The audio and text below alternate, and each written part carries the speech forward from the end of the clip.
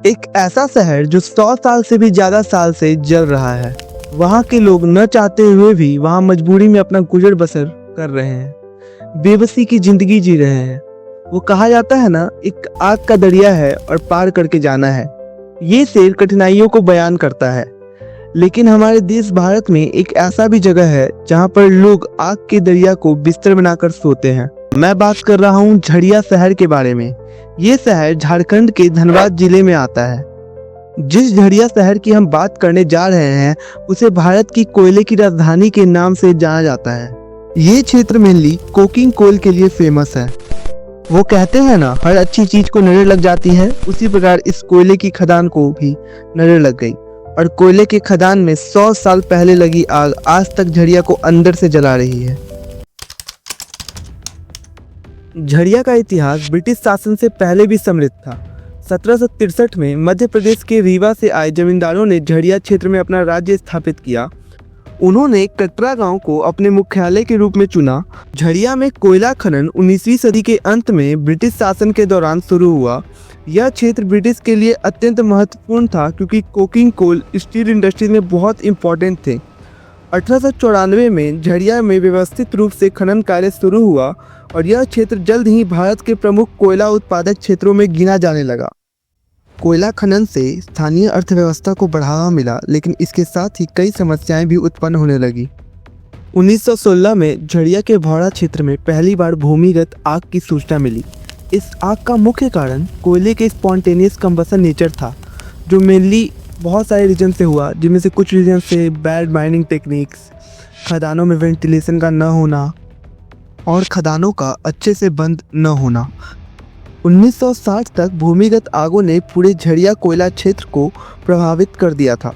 1971 में जब भारत सरकार ने कोयला खदानों का राष्ट्रीयकरण किया, तब तक झड़िया में लगभग 70 अलग अलग स्थानों पर आग लगी हुई थी। ये आगे न केवल जमीन के अंदर बल्कि सतह पर भी फैल चुकी थी। झड़िया की जलती हुई धरती केवल कोयले की आग नहीं है, बल्कि ये लाखों लोगों के सपनों, घरों और भविष्य को जलाने वाली एक अंतहीन त्रासदी है। यह सिर्फ आग नहीं बल्कि एक धीमा जहर है जो हर दिन अनगिनत लोगों की सांसों को कम कर रहा है। झड़िया की आग से लगातार जहरीली गैसें निकलती हैं। कार्बन मोनोऑक्साइड, सल्फर डाइऑक्साइड और अन्य हानिकारक गैसें पूरे वातावरण में फैल जाती हैं। हवा इतनी विषैली हो चुकी है कि यहाँ सांस लेना भी किसी धीमे जहर को निकलने जैसा है। झड़िया के कई इलाकों में जमीन अंदर से खोखली हो चुकी है। रात में सोए लोग सुबह तक अपने घर समेत धरती में समा जाते हैं। कई गांव और मोहल्ले अचानक से जमीन में धंस चुके हैं। लोग देखते ही देखते बेघर हो जाते हैं। उनका सब कुछ, घर, खेत, यादें, सब इस जलती हुई धरती के गर्त में समा जाती है। झड़िया के लोगों को नहीं पता है कि वे जिस घर में रह रहे हैं वो कब उनके पैरों के नीचे से खिसक जाए। यहाँ जिंदगी एक अस्थिर जमीन पर खड़ी है, जहाँ हर दिन मौत का खतरा मंडराता रहता है। झड़िया की आग ने स्थानीय समुदायों पर गहरा प्रभाव डाला है, जिससे कई दिल दहला देने वाली घटनाएं सामने आई हैं। उदाहरण के लिए 2011 में लोहापट्टी क्षेत्र में अचानक भूमि धंसने से कई घर नष्ट हो गए, जिससे परिवार बेघर हो गए और उन्हें सुरक्षित स्थानों पर शरण लेनी पड़ी। इसी तरह 2017 में भौरा क्षेत्र में भूमि धंसने की घटना में एक व्यक्ति की मृत्यु हो गई और कई अन्य घायल हो गए। इन घटनाओं ने स्थानीय निवासियों के बीच भय और असुरक्षा की भावना बढ़ा दी है। हेल्थ के पॉइंट ऑफ व्यू से देखा जाए तो 2010 में एक स्टडी में पाया गया कि झड़िया क्षेत्र में रहने वाले बच्चों में स्वास्थ्य संबंधी बीमारियों की दर राष्ट्रीय औसत से 1.5 गुना अधिक है। इसके अलावा 2013 में किए गए एक सर्वे में पाया गया कि झड़िया के 60% से अधिक निवासी त्वचा रोगों से पीड़ित हैं, जो वायु प्रदूषण और जहरीली गैसों के संपर्क में आने के कारण होते हैं। इकोनॉमिकली देखा जाए तो 2015 की एक रिपोर्ट में बताया गया कि झड़िया की आग के कारण भारतीय अर्थव्यवस्था को प्रति वर्ष लगभग $1 बिलियन का नुकसान होता है। सरकार ने झड़िया की आग को बुझाने के लिए कई योजनाएं बनाई, लेकिन क्या ये योजनाएं असल में जमीनी हकीकत में बदल पाईं? झड़िया की कोयला खदानों में लगी आग को नियंत्रित करने के लिए सरकार पिछले कई दशकों से कोशिश कर रही है, लेकिन यह समस्या इतनी विकराल है कि इसे पूरी तरह से रोकना अभी भी एक बड़ी चुनौती बनी हुई है। 2004 में झड़िया पुनर्वास और विकास प्राधिकरण JRDA की स्थापना की गई।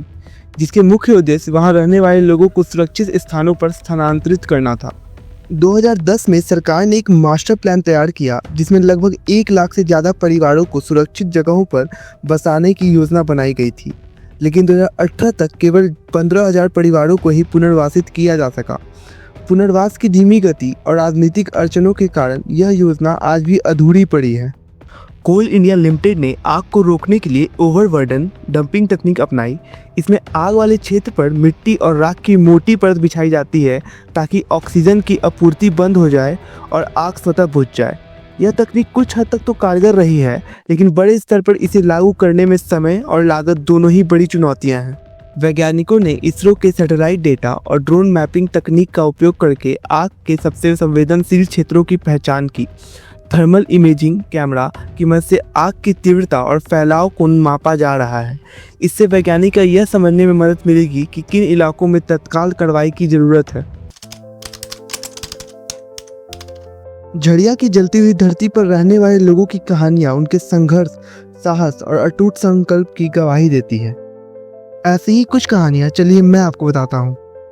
2006 में 14 वर्षीय मीरा कुमारी अपने घर में खाना बना रही थी जब अचानक उसका घर 50 फीट नीचे धंस गया। मीरा का शव कभी नहीं मिला और यह घटना झड़िया में भूमिगत आग के खतरों की भयावहता को दर्शाती है। ऐसी घटनाएं यहाँ के निवासियों के लिए एक स्थायी डर बन गई है, जहाँ जमीन कभी भी उनके पैरों तले खिसक सकता है।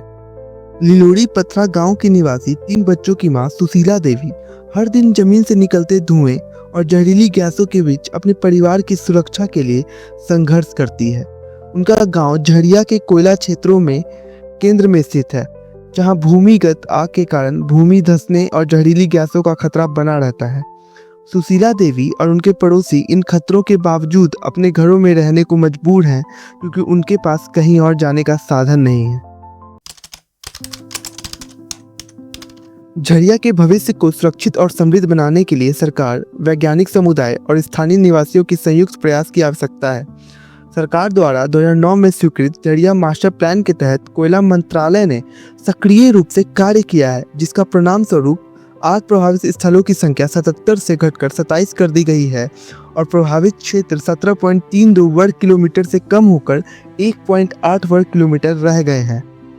झड़िया का भविष्य चुनौतियों से भरा है, लेकिन सामूहिक प्रयास, सुदृढ़ नेतृत्व और ठोस नीतियों के माध्यम से इन चुनौतियों का सामना किया जा सकता है।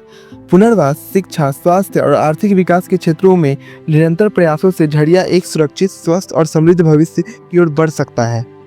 वीडियो अच्छा लगा हो तो लाइक करें और हमारे चैनल को सब्सक्राइब कर दें।